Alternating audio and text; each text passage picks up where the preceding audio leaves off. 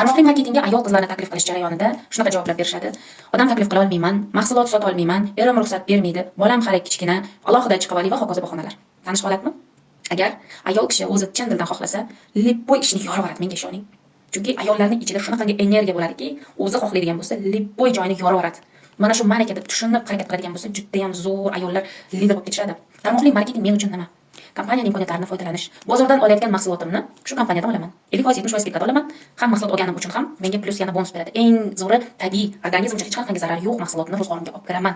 Taklif qila olmayman deganlar uchun siz yozining, o'zingiz uchun mahsulot oling, iste'mol qilib ko'ring, effektini ko'rasiz. Просто так o'sha effektni qanaqa ekanligini odamlarga ayting, shu narsani ishlatib ko'rdim, natijasi вообще zo'r ekan. Bo'ldi, u odamga действительно sizni gapirgan vaqtingiz ko'zingiz yotsa, menga olib berchi deydi. Вот, ko'rdingizmi? Yoki bo'lmasam, menga olib ber, bunaqa deydigan bo'lsa, o'zing azob bo'lib olgin.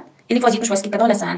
Shunaqa imkoniyatlarni aytasiz. O'zingiz bilmagan holda bitta odam hayotini o'zgartirasiz. Izingizdan bitta odam olib kelgan esa, masalan, sizga daromad chiqarib beradimi? Daromadni ko'rasizmi? Pul bu motivasiyami? Pul bu energiyami? Qanaqa yonib ishlashingizni o'zingiz bilmay qolasizda. Bolam hali kichkina, alohida chiqib olay, erim ruxsat bermaydi. Bularni hammasi просто так bahona qizlar. Uyda o'tirib, qo'limizdagi telefonimiz orqali behudaga serial, YouTube, TikTok ko'rib, vaqtimizni, umrimizni o'tkazmasdan kelajagimiz uchun qayg'urib ishlaydigan vaqtimiz keldi qizlar. Sizni hayotingizni o'zingizdan boshqa hech kim o'zgartirib bermaydi. Hurmatli ayol qizlar, men sizlarga yangi Longbridge kompaniyasini tavsiya beraman. Bu yerda mahsulot sotgin deb majburlanmaydi. Zvaniyadan tushib ketmaysiz. Hamma qilgan mehnatlaringiz nakopительный yig'ilib boradi. Kompaniyada sekin ishlasangiz ham kompaniyada pensiyaga chiqsangiz bo'ladi. Hech bir kompaniya pensiya bermaydi. Longbridge kompaniyasi esa sizga pensiya beradi. Ishlasangiz ham, ishlamasangiz ham har oyning 10-sanasida pensiya olish mazami. To'liq ma'lumot uchun menga murojaat qiling. O'zim podrobno tushuntirib beraman.